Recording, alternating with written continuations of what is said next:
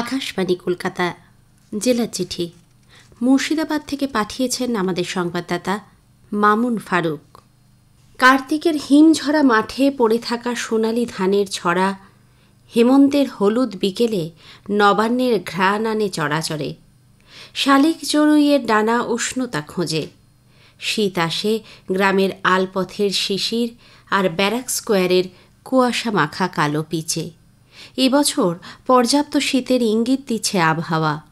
মুর্শিদাবাদের ক্ষেত খামারে সরিষার আবাদ, খেজুর গাছের পরিচর্যা সহ মৌসুমি সবজির চাষ নিয়ে আশায় বুক বেঁধেছেন জনপদের কিষাণরা। ফলন ভালো হবে সরিষা, গম সহ হরেক রবি ফসলের। গত 20শে নভেম্বর বহরমপুর কালেক্টরেট ক্লাব হলে প্রকাশ পেল মুর্শিদাবাদের অতিরিক্ত জেলা শাসক উন্নয়ন চিরন্তন প্রামাণিকের কাব্যগ্রন্থ আজকাল কোথায় থাকো। মোড়ক উন্মোচন করেন তাঁরই অফিস ঊর্ধ্বতন মুর্শিদাবাদের জেলা শাসক নিতিন সিংহানিয়া। এই গ্রন্থে কবি চিরন্তন মুখোশের আড়ালে সম্পর্কের দৈর্ঘ্য মাপতে চেয়েছেন। ইতিমধ্যেই প্রকাশ পেয়েছে তাঁর ট্রামলাইন আমি ও সমান্তরাল গ্রন্থটিও।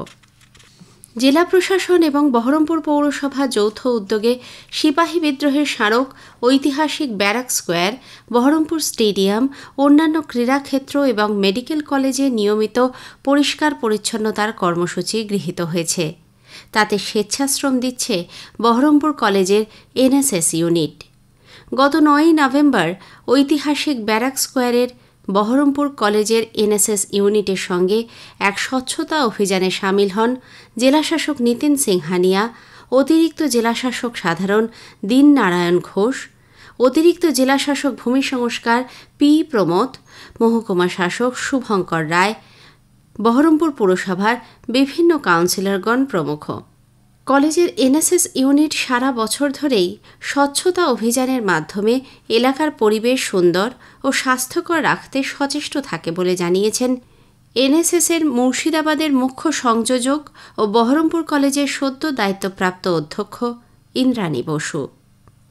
বহরমপুরে গত 20শে নভেম্বর শেষ হয়েছে 72তম নিখিল ভারত সমবায় সপ্তাহ উদযাপন। ষষ্ঠ দিনে জেলা কেন্দ্রীয় সমবায় ব্যাংকের প্রধান শাখার বিশেষ অনুষ্ঠানে হাজির ছিলেন জেলা পরিষদের সভাধিপতি রুবিয়া সুলতানা, সাংসদ আবু তাহের খান, জেলা পরিষদের কৃষি, সেচ ও সমবায় কর্মাধ্যক্ষ ওজিফা বেগম, অতিরিক্ত জেলা শাসক সমবায় সুকান্ত সাহা এবং বিভিন্ন ব্যাংক, রেঞ্জ ও কোঅপারেটিভ অডিট সহ নানান বিভাগের কর্তারা। সপ্তাহ জুড়ে সমবায়ের বিভিন্ন আলোচনা ছাড়াও মুর্শিদাবাদ জেলা 6টি সমবায় প্রতিষ্ঠানকে অ্যাওয়ার্ড ফর এক্সেলেন্স ও award for best performing society সম্মান জ্ঞাপন করা হয়। জেলার বিভিন্ন প্রান্ত থেকে প্রায় 400 সমবায়ের উপস্থিতি অনুষ্ঠানকে সমবায় মেলায় রূপান্তরিত করে বলে জানিয়েছেন জেলা সমবায় উন্নয়ন আধিকারিক বিশিষ্ট প্রাবন্ধিক প্রকাশ দাস বিশ্বাস। খুন, রাহাজানি, অনাচার ও রাজনৈতিক হিংসা সংঘর্ষপ্রবণ মুর্শিদাবাদের হরিহরপাড়ায় শান্তি ও আইনশৃঙ্খলা ফেরাতে তৈরি হয়েছিল গণ আন্দোলন। বামপন্থী রাজনৈতিক দল এসইউসিআই এর প্রত্যক্ষ ভূমিকায় এলাকার দলমত নির্বিশেষে বিপুল সংখ্যক মানুষ 1992 সালের 2রা নভেম্বর হরিহরপাড়া বিডিও অফিসে আইন অমান্য আন্দোলনে অংশগ্রহণ করেছিলেন। ওই দিন পুলিশের গুলিতে নিহত হন আমিরুল ইসলাম পিন্টু, বিশ্বনাথ সাহা, শচীন পাল, আব্দুর রাজ্জাক খান, আলতাফ হোসেন, শঙ্কর দত্ত সহ মোট 7 জন। গত 2রা নভেম্বর মর্যাদার সঙ্গে তাঁদের স্মরণ করেছে হরিহরপাড়া নাগরিক কল্যাণ পরিষদ।